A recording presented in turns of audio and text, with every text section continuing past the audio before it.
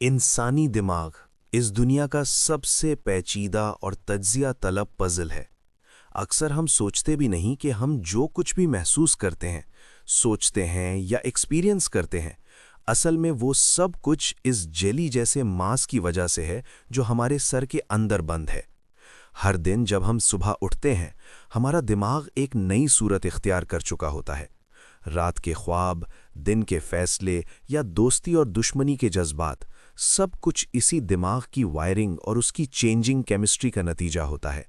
जब एक बच्चा पैदा होता है, उसका दिमाग एक ब्लैंक स्लेट नहीं होता, मगर वो मुकम्मल भी नहीं होता।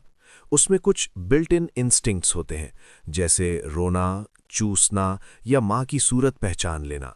लेकिन इसके बावजूद सबसे ज़्यादा अहमियत उस एनवायरनमेंट की है जहाँ बच्चा पले बढ़े। हर एक बात, हर एक मुस्कुराहट, हर एक चौंक, हर एक आवाज़, हर एक चेहरा जो बच्चा देखता है, उसकी ब्रेन वायरिंग में नई राहें बना देता है। बचपन की वायरिंग एक जंगल की तरह होती है, हजारों कनेक्शंस बनते हैं, मगर एक टाइम के बाद दिमाग वही रास्ते छोड़ देता है जो इस्तेमाल नहीं होते, और सिर्फ वही रख लेता है जो बार बार इस्तेमाल होते हैं। जैसे अगर एक बच्चा जापान में पैदा हो तो उसका दिमाग जापानीज साउंड्स को पहचानेगा, जबकि अमेरिका में पैदा होने वाला बच्चा इंग्लिश साउंड्स को। ये तब्दीली जिंदगी भर चलती रहती है, मगर सबसे तेज बचपन में होती है।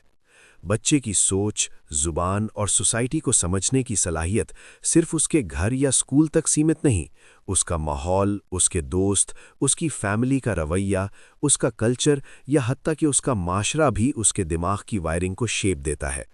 अगर बच्चा प्यार और तवज्जो से महरूम हो, जैसे रोमानिया के ऑर्फनेजेस में हुआ, तो उसकी इमोशनल और सोशल स्किल्स पूरी जिंदगी के लिए मुतासिर हो जाती हैं। ये बात सिर्फ कहानी की नहीं, साइंस से साबित हो चुकी है। दिमाग की ये अडेप्टेबिलिटी इंसान की सबसे बड़ी कुव्वत है। इस अडेप्टेबिलिटी की वजह से ही इंसान हर माहौल, हर क्लाइमेट, हर कल्चर में सर्वाइव कर सकता है, जबकि बाज़ जानवर सिर्फ एक ही एनवायरनमेंट में जिंदा रह सकते हैं। लेकिन ये भी सच है कि ये अडेप्टेबिलिटी रिस्क भी है। गलत माहौल इंसान के लिए जिंदगी भर की मुश्किलात भी पैदा कर सकता है। जब इंसान जवानी की सिमत बढ़ता है तो एक नई लड़ाई शुरू होती है। नौजवानी में दिमाग की वायरिंग दोबारा ताज़ा हो रही होती है। प्री फ्रंटल कॉर्टेक्स, जो प्लानिंग, फैसले और इम्पल्स कंट्रोल का जिम्मा लेता है, अभी डेवलपिंग होता है। इस दौर में हर जज्बा इंटेंस होता है, चाहे वो खुशी हो या गम, दोस्ती हो या मोहब्बत, या गुस्सा हो या फ्रस्ट्रेशन। इस उम्र में दूसरों की ओपिनियन, पीयर प्रेशर या सोशल मीडिया पर की गई किसी की कमेंट इंसान की जिंदगी को हिला कर रख देती है। नौजवानी के दिनों में इंसान रिस्क लेने लगता है, नई चीजें ट्राई करता है और अक्सर ऐसी गलतियां कर बैठता है जो बाद में समझ आती हैं। ये सब नेचर की स्ट्रैटेजी है, ताकि इंसान नए रास्ते, नई टेक्नोलॉजी, नई सोच और नई सोसाइटी में एडजस्ट हो सके। लेकिन इस दौर में भी अगर सही गाइडेंस या माहौल ना मिले तो इंसान गलत डिसीजंस का शिकार हो सकता है। दिमाग की प्लास्टिसिटी, यानी उसकी तब्दीली की सलाहियत, जवानी के बाद भी खत्म नहीं होती। इंसान की जिंदगी का हर तजुर्बा, हर सक्सेस, हर फेलियर उसकी वायरिंग को नई सूरत देता है। लंदन के टैक्सी ड्राइवर्स जब सिटी के हर कोना याद कर लेते हैं, उनके हिपोकैम्पस का साइज विजिबली बड़ा हो जाता है। इसी तरह वायलिन बजाने वाले की उंगलियों की मूवमेंट ने उनके ब्रेन का एक हिस्सा बड़ा कर दिया। ये सब हर दिन, हर मोमेंट, हर नई स्किल सीखने पर होता है। दिमाग की तब्दीली सिर्फ लर्निंग तक सीमित नहीं, कभी कभी एक छोटी सी चोट या ब्रेन इंजरी या ट्यूमर भी इंसान की पर्सनैलिटी, सोच और रवैया बदल सकता है। ये बात शॉकिंग है कि एक बंदा जो जिंदगी भर जेंटल रहा, अचानक किसी ब्रेन इंजरी की वजह से वायलेंट हो जाता है। इसीलिए दिमाग की हेल्थ, उसकी केमिस्ट्री और उसका स्ट्रक्चर इंसानी जिंदगी का सबसे बुनियादी पहलू है। याददाश्त, जिसे हम अपनी पहचान, अपना माजी और अपनी जिंदगी की कहानी जोड़ते हैं, असल में एक इल्यूजन है। हर दफा जब हम कोई याद निकालते हैं, हम उसमें नई सूरत डाल देते हैं, कभी अपने आज के जज्बात से, कभी दूसरों की बातों से, कभी नई इन्फॉर्मेशन से। इसीलिए हर शख्स का माजी उसकी अपनी नज़र में एक नई कहानी होता है।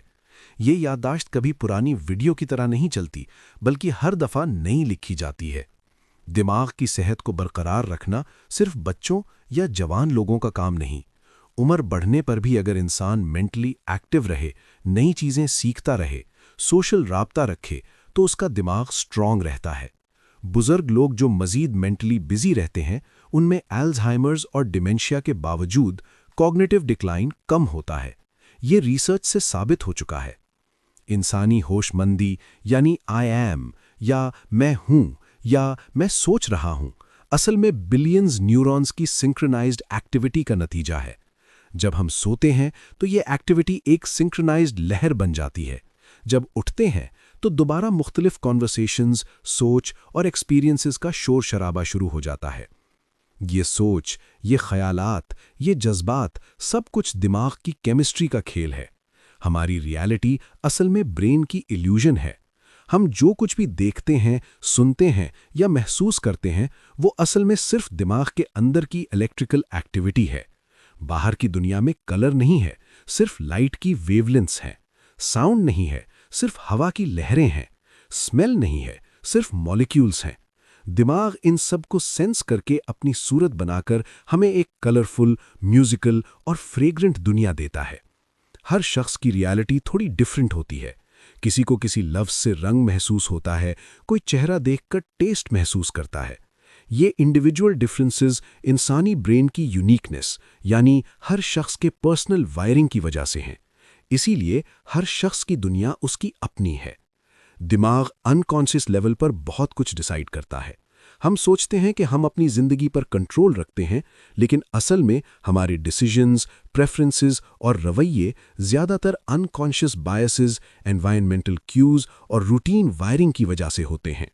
अक्सर हम अपनी हरकत को कॉन्शियसली कंट्रोल नहीं कर रहे होते, बल्कि एक ऑटोमेटिक प्रोग्राम की तरह चल रहे होते हैं। स्किल्स या हैबिट्स जब एक मर्तबा ऑटोमेटिक हो जाएं, तो उनको कॉन्शियसली कंट्रोल करना उनकी परफॉर्मेंस को ख़राब कर सकता है।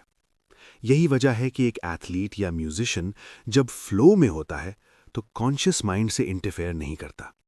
ये स्टेट इंसान की हाईएस्ट परफॉर्मेंस बन जाती है। हर डिसीजन, छोटा हो या बड़ा, असल में दिमाग के अंदर मुख्तलिफ न्यूरल नेटवर्क्स की लड़ाई होती है। कोई नेटवर्क शॉर्ट टर्म रिवॉर्ड चाहता है, कोई लॉन्ग टर्म बेनिफिट, कोई लॉजिक, कोई इमोशन। जब तक एक नेटवर्क दूसरों पर भारी ना हो, डिसीजन नहीं होता। जैसे एक पार्लियामेंट में मुख्तलिफ पार्टीज अपनी बात रखती हैं, वैसा ही दिमाग के अंदर होता है। हमारी सोच, जज्बात और फैसले इन्वायरमेंट से डायरेक्ट इफेक्ट लेते हैं। कोई फ्रेग्रेंस, कोई टेम्परेचर या कोई कलर हमारे मूड, जजमेंट और रवैये को बिना हमें पता चले बदल सकता है। ये अनकॉन्शियस इन्फ्लुएंस इंसानी जिंदगी का हिस्सा है। हर डिसीजन में हमारा माजी, मौजूदा हालात और मुस्तकबिल की उम्मीदें शामिल होती हैं। दिमाग फ्यूचर के सिनेरियोज को सिमुलेट करता है, हर ऑप्शन को रिवॉर्ड पॉइंट्स असाइन करता है और फिर जिस ऑप्शन का सिमुलेटेड रिवॉर्ड सबसे ज्यादा हो, उस पर अमल करता है। लेकिन अक्सर इमीडिएट रिवॉर्ड की ताकत सब पर भारी हो जाती है। इसीलिए लोग डाइट प्लान तोड़ देते हैं या फौरन खुशी के लिए बड़ा नुकसान उठा लेते हैं। अगर इंसानी सोसाइटी इस न्यूरो साइंस को समझ ले तो मास इनकार्सरेशन या सिर्फ क्रिमिनल्स को सजा देना बेकार साबित होता है। दिमाग की वायरिंग को दोबारा ट्रेन करके रियल टाइम फीडबैक के जरिए या रिवॉर्ड बेस्ड प्रोग्राम से इंसान का रवैया बदला जा सकता है। एडिक्शंस, क्रिमिनल टेंडेंसीज या इम्पल्स कंट्रोल को ब्रेन की वायरिंग के जरिए समझा जा सकता है और उसका हल भी निकल सकता है। इंसान की सबसे बड़ी जरूरत दूसरे इंसान हैं। हम अकेले नहीं रह सकते। सोशल कनेक्शन, रिश्ते, दोस्ती और ग्रुप बिलोंगिंग इंसानी सेहत, खुशी और सर्वाइवल के लिए जरूरी है। बच्चे भी जान लेते हैं कि कौन अच्छा है, कौन बुरा। ऑटिज्म जैसे कंडीशंस में ये स्किल कमजोर हो जाती है, इसलिए सोशल प्रॉब्लम्स उभर आते हैं। एम्पैथी या दूसरों के दुख दर्द महसूस करना असल में एक बिल्ट इन सिस्टम है। जब हम किसी को दुख में देखते हैं तो हमारे दिमाग का पेन सेंटर भी एक्टिवेट हो जाता है। यही वजह है कि मूवीज देखकर हम इमोशनल हो जाते हैं या किसी पर मुसीबत आने पर हेल्प करते हैं। लेकिन यह भी सच है कि एम्पैथी हर किसी के लिए बराबर नहीं होती। हम अपनी ग्रुप, फैमिली या नेशन के लिए ज्यादा महसूस करते हैं, जबकि दूसरे ग्रुप्स को नजरअंदाज कर देते हैं। यही वजह है कि हिस्ट्री में जेनोसाइड, वॉर क्राइम्स या सोशल इनजस्टिस होती रहती है। दिमाग की ये बायस प्रोपेगेंडा, पॉलिटिक्स और मीडिया से मैनिपुलेट भी हो सकती है। आज के दौर में टेक्नोलॉजी और साइंस की तरक्की ने इंसानी दिमाग की प्लास्टिसिटी को एक्सप्लोर करना शुरू कर दिया है। आर्टिफिशियल हेयरिंग, सेंसरी सब्स्टिट्यूशन और ब्रेन मशीन इंटरफेसेस से इंसान अपनी लिमिटेशंस दूर कर रहा है। कॉक्लियर इम्प्लांट्स, रेटिनल इम्प्लांट्स या ब्रेन पोर्ट जैसे डिवाइसेस इंसान को नई सेंसेस या खोया हुआ सेंस वापस दे सकते हैं। हर एक नई टेक्नोलॉजी इंसानी एक्सपीरियंस को एक्सपैंड कर रही है। आज की मॉडर्न दुनिया में हम अपनी बॉडी और ब्रेन की वायरिंग को अपग्रेड कर रहे हैं। फ्यूचर में हो सकता है कि इंसान अपने दिमाग को कंप्यूटर में अपलोड कर ले या आर्टिफिशियल इंटेलिजेंस के जरिए एक नई शख्सियत क्रिएट हो जाए। लेकिन अभी भी सवाल यह है कि क्या एक डिजिटल सिमुलेशन वाकई कॉन्शियस हो सकता है? क्या इमोशंस, सेल्फ अवेयरनेस और सोच सिर्फ कंप्यूटेशन का नतीजा है? साइंस ये भी कह रही है कि हो सकता है एक दिन इंसानी जिंदगी का साइकिल यानी पैदाइश, जिंदगी और मौत सब कुछ चेंज हो जाए। क्रायोप्रेजर्वेशन यानी इंसानी जिस्म या सर को फ्रीज करके मुस्तकबिल के लिए रखना अब साइंस फिक्शन नहीं रहा। कुछ लोग अपने ब्रेन को फ्यूचर में वापस लाने की उम्मीद में स्टोर करा रहे हैं। हमारा मकसद सिर्फ बायोलॉजिकल एवोल्यूशन तक सीमित नहीं रह गया। अब हम अपनी एवोल्यूशन, अपनी बॉडी, अपने ब्रेन और अपने एक्सपीरियंस को डिजाइन करने की कोशिश कर रहे हैं। हो सकता है मुस्तकबिल में इंसान एक ही वक्त में कई जिस्म, कई जगहों या कई रियलिटीज में एग्जिस्ट करे।